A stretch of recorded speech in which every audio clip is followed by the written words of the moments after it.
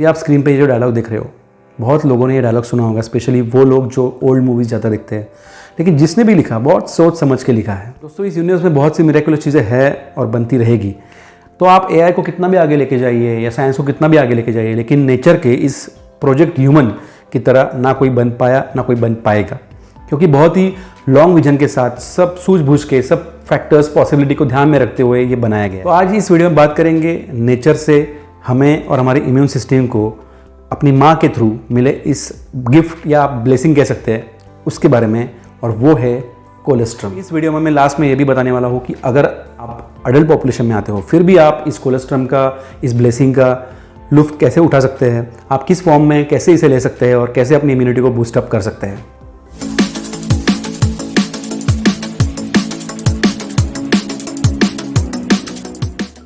Hi फिलास and welcome to कलयुग health. It's me doctor Gaurav Patil.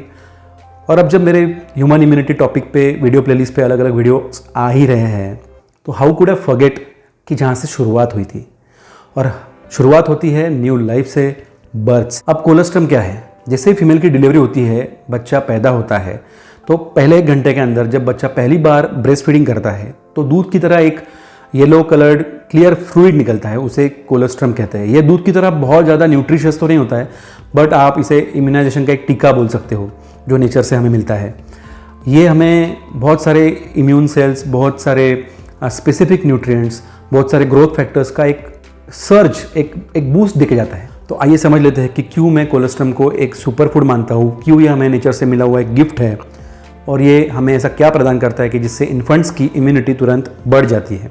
Guys, बहुत बार जब बच्चों का बर्थ होता है उनकी रेस्पिरेटरी सिस्टम पूरी तरीके से डेवलप नहीं हुई होती है। अगर बच्चा हेल्दी भी है तो उसको अपर रेस्पिरेटरी ट्रैक इन्फेक्शन होने के चांसेस ज़्यादा होते हैं, वो प्रोन होता है। तो इस सिचुएशन में कोलेस्ट्रम हमें प्रदान करता है IgA। ये एक इम्यूनोग्लोबुलिन A है जो हमें upper respiratory tract infections, cold, flu, इनसे प्रोटेक्शन प्रदान करता है। तो सेकेंड चीज़ जो कोलेस्ट्रम से इन्फेंट्स को मिलती है वो है insulin like growth factor IGF-1। अब ये क्या होता है? ये ग्रोथ हार्मोन का एक एक्सटेंशन होता है। ग्रोथ हार्मोन ये एक ऐसा हार्मोन है जो हमारे जनरलाइज ग्रोथ और डेवलपमेंट के लिए कारणीभूत है, और IGF उसका ही एक एक्सटेंशन है जो उसी के काम करता है। वो इन्फेंट्स में क्या करता है IGF?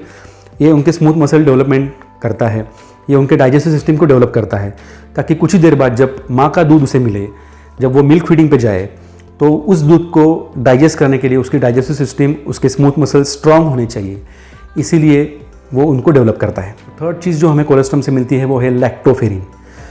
हमारे या इन्फेंट्स के भी बॉडी में कुछ आयरन मॉलिक्यूल्स होते हैं। आयरन नाम का जो मिनरल होता है उसके मॉलिक्यूल्स अगर अच्छे से एब्जॉर्ब ना हो पाए, अगर मेटाबॉलाइज अच्छे से ना हो पाए, तो वो मॉलिक्यूल्स पूरे बॉडी में घूमते रहते हैं और फ्री रेडिकल्स फॉर्म करते हैं। तो हमारी immune system in free radicals को हैंडल करने में बहुत सी एनर्जी वेस्ट कर देती है। तो ये लैक्टोफेरिन क्या करता है? ये इन आयन मॉलिक्यूल्स के साथ बाइंड हो जाता है, इनको बैलेंस करता है और फ्री रेडिकल्स फॉर्म नहीं होने देता है। तो उससे क्या होता है कि हमारी इम्यून सिस्टम का लोड कम हो जाता है, वो इन इन्फेंट्स को बाकी इन्फेक्शन से बचाने में सतर्क ज़्यादा रहती है। तो ये लैक्टोफेरिन इन जनरल भी मिनरल एब्जॉर्प्शन बढ़ाता है और इन इन्फेंट्स की बॉडी को डिटॉक्स करता है। चौथी चीज़ जो कोलेस्ट्रम से इन्फेंट्स को मिलती है वो है ल्यूकोसाइट्स और मैक्रोफेजेस। ये हमारे इनेट इम्यून सिस्टम के मेन पिलर्स है जो डायरेक्टली कोलेस्ट्रम से बच्चों को मिलते हैं। पांचवी चीज़ जो कोलेस्ट्रम से बच्चों को मिलती है वो है वायरल एंटीबॉडीज़। जी हाँ, कुछ वायरल एंटीबॉडीज़ डायरेक्टली कोलेस्ट्रम के थ्रू बच्चों में पास ऑन किए जाते हैं। गाइज, NFHS ये जो संस्था है, इनके स्टैटिस्टिक्स और रिपोर्ट्स के हिसाब से आज भी इंडिया में हर 5 में से 3 बच्चों को कोलेस्ट्रम नहीं मिल पाता है। तो ये कोलेस्ट्रम और आगे आने वाला ब्रेस्ट फीड ये बहुत इंपॉर्टेंट होता है, बहुत क्रूशियल रोल प्ले करता है बच्चे के इम्यूनिटी में। बर्थ के बाद अगर बच्चे को 6 महीने से लेकर 2 साल तक माँ से प्रॉपर ब्रेस्ट फीडिंग मिले तो उसकी गट लाइनिंग स्ट्रांग होती है। उस मदर के गट से कुछ अच्छे बैक्टीरिया जैसे कि लैक्टोबैसिलस हो गया, बिफिडोबैक्टीरियम हो गया, कुछ अच्छे बैक्टीरिया के स्ट्रेन्स बच्चे में पास ऑन होते हैं। तो उसके गट बैक्टीरिया की डाइवर्सिटी बढ़ती है, उसके वजह से उसकी डाइजेस्टिव पावर और उसकी इम्यूनिटी बढ़ती है। तो बच्चों में तो इनेट इम्यूनिटी होती है, एडेप्टिव इम्यूनिटी उनमें अभी तक डेवलप हुई नहीं होती है क्योंकि वो बाद में डेवलप होती है। लेकिन मदर में जो ऑलरेडी डेवलप्ड एक्वायर्ड इम्यूनिटी है या एडेप्टिव इम्यूनिटी है, उसके कुछ सेल्स जैसे कि T सेल्स या कुछ एंटीबॉडीज़ बच्चों में पास ऑन होते हैं ये ब्रेस्ट मिल्क के थ्रू, और कुछ एटलीस्ट कुछ डेज तक बच्चों को उनका फ़ायदा मिलता है। इन्फेक्शन से लड़ने के लिए। और एक इंटरेस्टिंग चीज़, जिन बच्चों को प्रॉपर ब्रेस्ट फीडिंग मिलता है, माँ का दूध मिलता है, उनमें टाइप 1 डायबिटीज़ की रिस्क बहुत कम पाई गई है। बहुत इंपॉर्टेंट है ये। तो अब बात करते हैं कि क्या हम लोग जो बड़े हो चुके हैं, अडल्ट पॉपुलेशंस में आते हैं, तो क्या हम लोग कोलेस्ट्रम का फ़ायदा ले सकते हैं? क्या हम किसी भी तरह किसी भी फॉर्म में कोलेस्ट्रम सप्लीमेंट ले सकते हैं?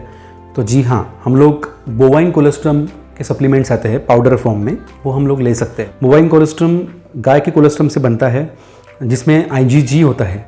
जैसे हमारे कोलेस्ट्रम, ह्यूमन कोलेस्ट्रम में IgA होता है, वैसे गाय के कोलेस्ट्रम में IgG होता है, जो गट बैक्टीरिया के लिए बहुत से और स्ट्रेन्स ऐड करता है। गट बैक्टीरिया के मतलब गाय के अंदर जो स्ट्रेन्स हो बैक्टीरिया के, जो अच्छे बैक्टीरिया है उनके, वो हमारे अंदर एडअप करता है, पास ऑन करता है, कि हमारा गट फ्लोरा ज़्यादा डाइवर्सिफाइड हो सके। जिन अडल्ट्स में गट के इश्यूज़ हो, ब्लोटिंग हो, डाइजेस्टिव प्रॉब्लम्स हो, गट इन्फ्लामेशन हो या गट रिलेटेड कुछ प्रॉब्लम हो, तो वो ये सप्लीमेंट ले सकते हैं। अगर ये बोवाइन कोलेस्ट्रम हम लेते हैं तो ये हमें प्रोवाइड करता है GC-MAF। ये क्या होता है? ये GC protein derived macrophage activating factor होता है। अब इस पे नाम पे मत जाइए, आप इसके डिटेल में मत जाइए, लेकिन ये एक माइक्रोफेज एक्टिवेटिंग फैक्टर होता है जो हमारे इम्यूनिटी के माइक्रोफेजेस करके जो सेल्स होते हैं सबसे बड़े, जिनके बारे में मैंने डिटेल में मेरे पिछले वीडियो में समझाया है, मैं आपको आई बटन पे दे दूंगा, आप जाके देख सकते हो। तो ये जो माइक्रोफेजेस होते हैं, जो बैक्टीरिया माइक्रोब को इंगल्फ कर जाते हैं, खा जाते हैं, ये इनको ट्रिगर करते हैं ये फैक्टर। तो जिन अडल्ट्स में कॉमन कोल्ड, फ्लू या स्ट्रेप्टोकोकस, स्टेफिलोकोकस के इन्फेक्शन बार बार होते हैं, वो लोग ये बोवाइन कोलेस्ट्रम का सप्लीमेंट ले सकते हैं, उससे काफ़ी फ़र्क पड़ जाएगा।